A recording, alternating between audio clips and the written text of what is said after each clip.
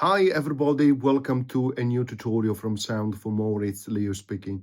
Today I have the pleasure to guide you through the explanation of how the anisotropic engine works inside Animoog Z. It's a fantastic synth you will really enjoy, and it's a truly great follow-up on the first edition of Animoog. Before I continue, I would like to remind my viewers to subscribe as it helps with growing the channel. Thank you very much. So I hope you enjoyed the video. Okay, as you can see, I have loaded the Animoog Z in standalone version, so you have a better representation of the screen because it's maximized to use the entire iOS device screen. I have loaded the default preset here throughout all the presets that are available, and let's use that so that we have a baseline to work with. So the next thing I'd like you to do is to double click on each of the controls under the the orbit module, which is down here, and up here you have also path module. So double click on all the dials so you reset them to 0 like so. Okay, there is also an M for modulation there. Click on it and it will move you to the modulation menu as well. Disable all the different modulation sources like so. And then finally go also to the effects and disable also all the effects that are associated to the default preset. And let's go back to the orbs menu, and this is what it sounds like.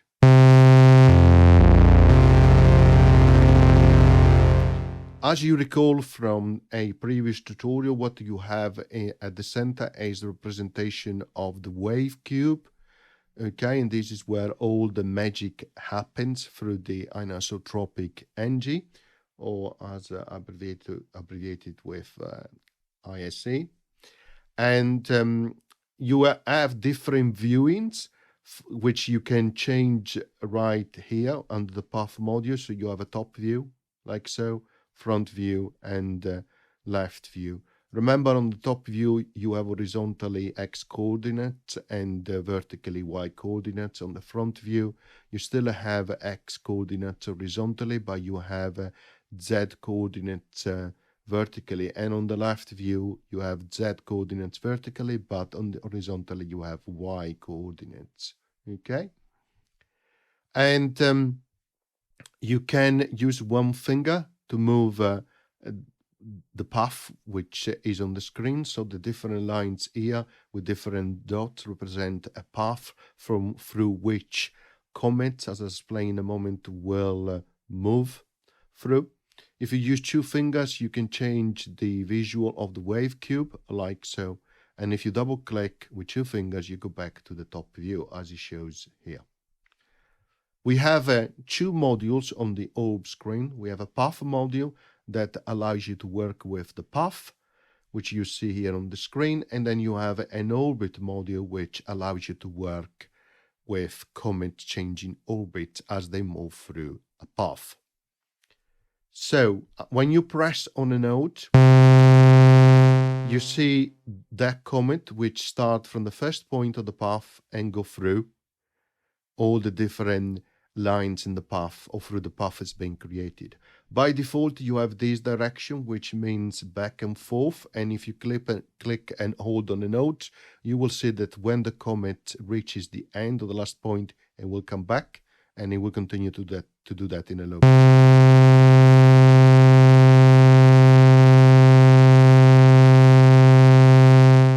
You have a rate dial here to increase the speed at which the comet moves. A bit faster, a little bit faster.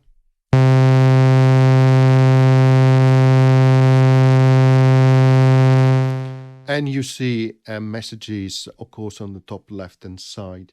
You can change the direction here, so you can set it only to go one way, which would be the forward way from the first point to the last one. Of course, in this case, it looks like it's going anti-clockwise, but that's the way that the path has been created. So in this case, with that selection, it will just move from the first point and get to the last point in the path and then stop.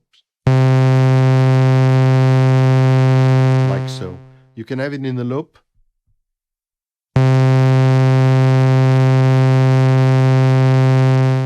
And when it is in the loop, when it reaches the last point, it will move very quickly to the first point and then continue.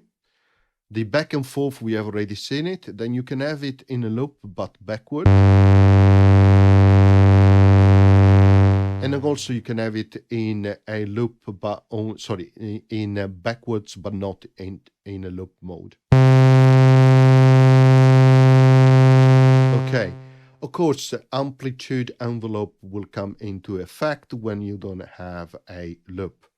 So as I just mentioned, you have a rate to change the speed, but you also have a sync button, which will sync the rate dial to bits per minute, which you can see up here when I change them.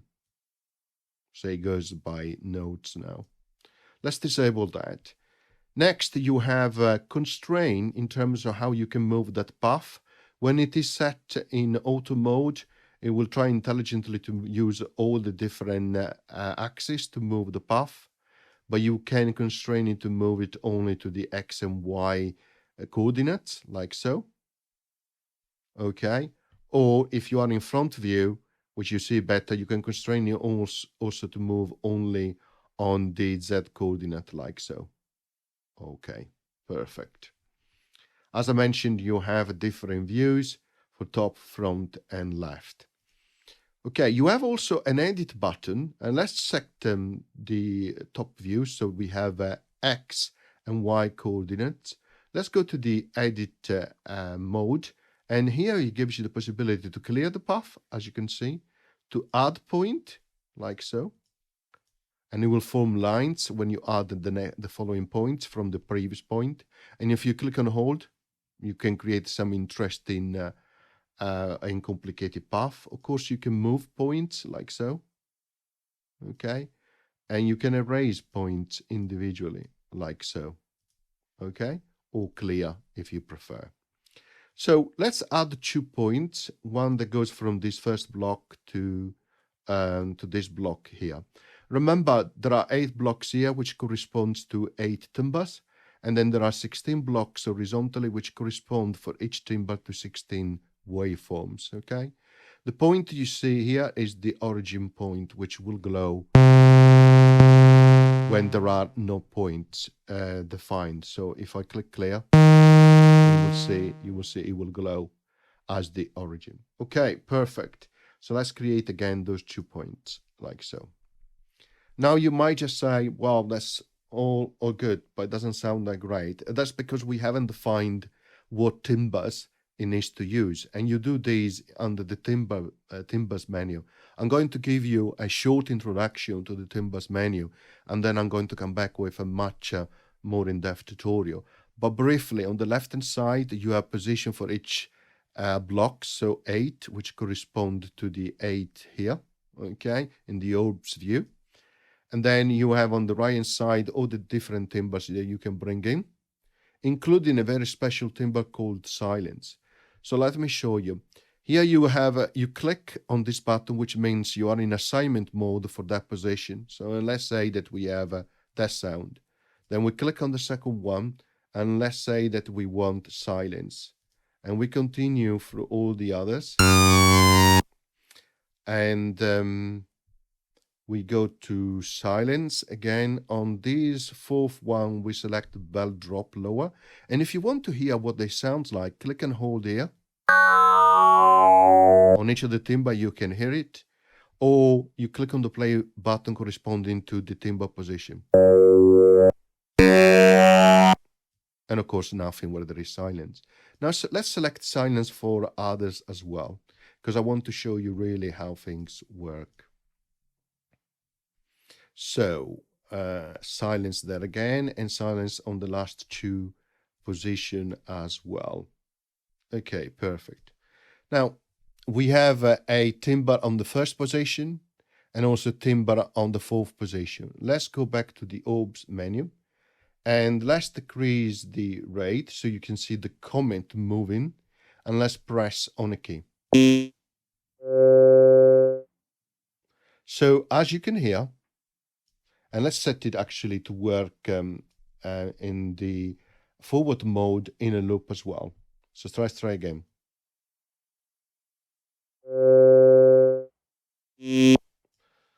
So, and let's have it backwards actually. So you don't have an interruption when it moves from the last point to back to the first point.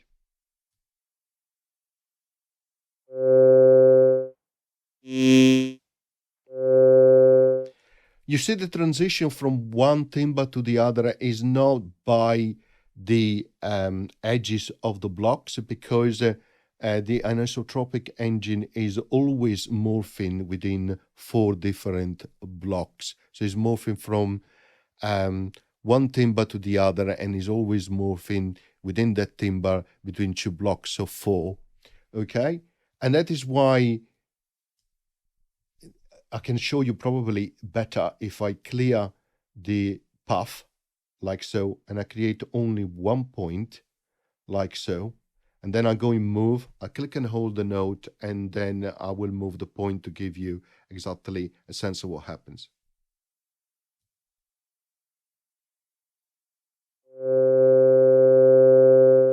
So you see in position 4, as I'm approaching position 4, it starts to morph into the sound.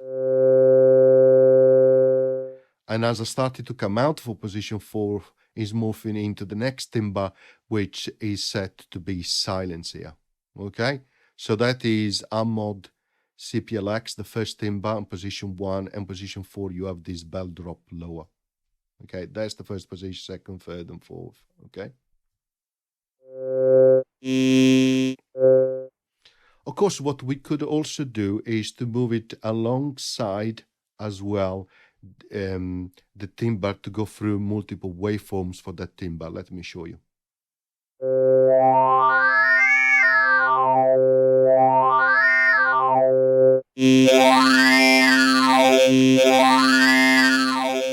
And in this way, you can create very nice and unique effect. Let me show you. Let's move this point right here. And then let's go in add mode, and let's do something like so, alternating. We just skip one, always something like that. Maybe the last one, we just go back here, we just click on move, we just make more use of that position. Okay, so let's hold on the note and see what happens.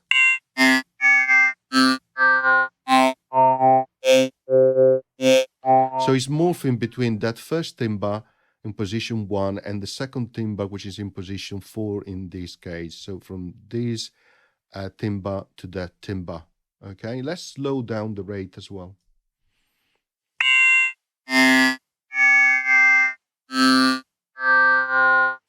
Let's slow it down a little bit more.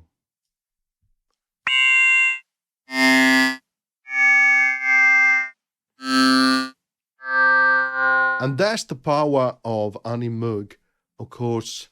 And you can also make it a little bit more interesting now, adding additional timbers in different positions, therefore creating more complicated patterns or path. Or what you can also do is using the orbit modules. And what that does is just moves into an orbit. So the comet moves into an orbit as it moves through the different path.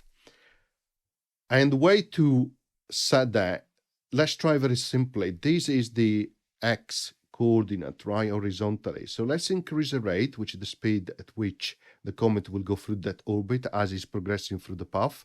And let's give it a positive x amount and see what happens.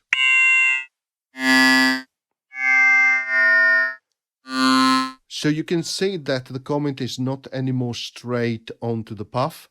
It's not very close to the path because I added some x amount. Now let me show you to move it quicker through that orbit. Okay, he's trying, of course, to morph as he moves along the path. That is why you see that behavior. Let me go even faster. It will get, the comet will get closer to the path line.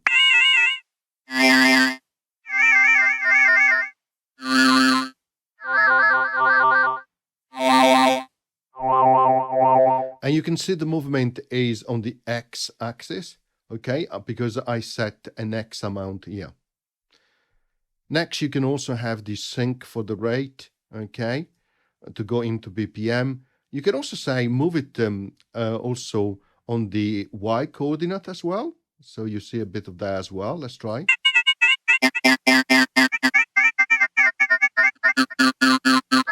It will now do a circular motion. If I remove the X amount, you see better moving up and down.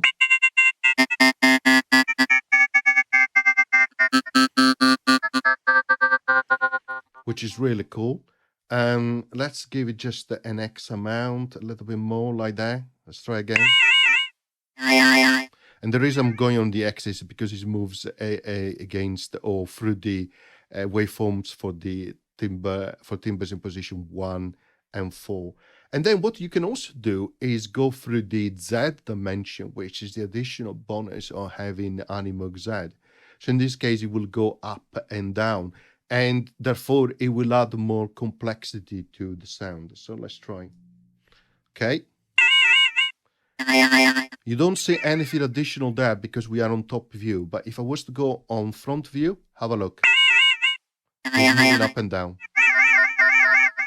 And you see better if I remove the X amount.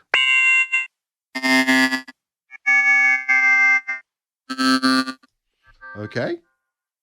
So let's listen again.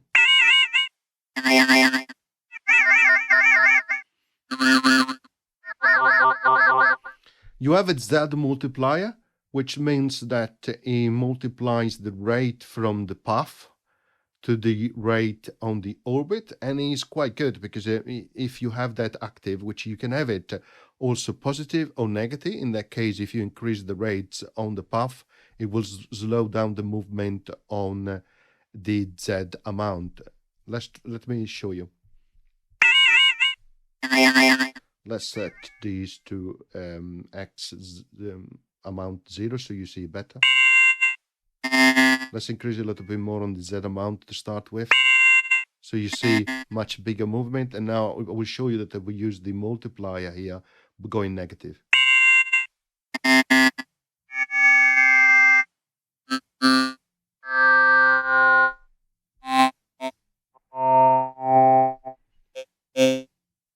And as I change the rate on the path, it will change, of course, the movement on the Z axis as well.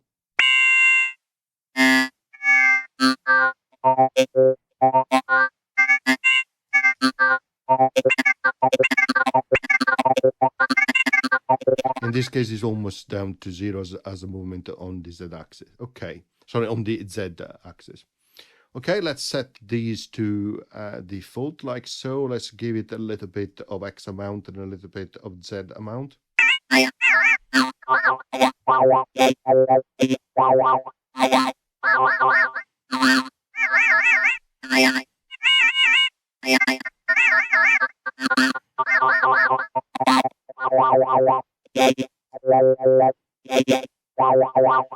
And of course, from here, well, you can do all sorts of things, right? Because let me give you a bit of a taste. Let's multiply the thickness of the sound. Let's give you a bit of delay.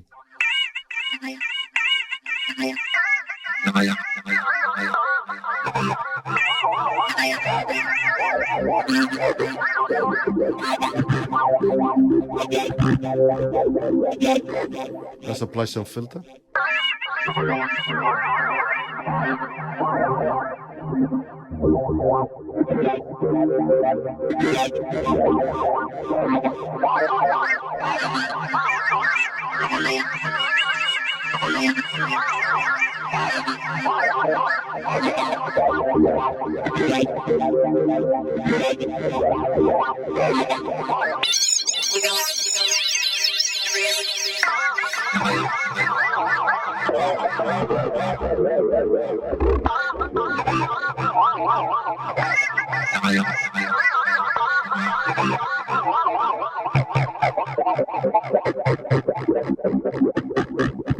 Again, you can hear the difference just because I added a bit of orbit amount on the y coordinate.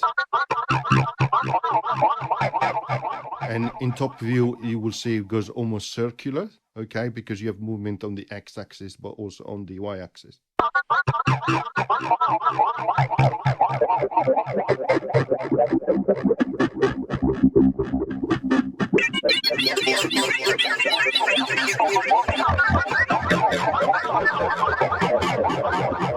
So there's so much you can do with this application. This synth is, it's truly amazing. I really like very much the sound that it produces. And in the next video, we're going to go through an in-depth explanation of the Timbus view on menu.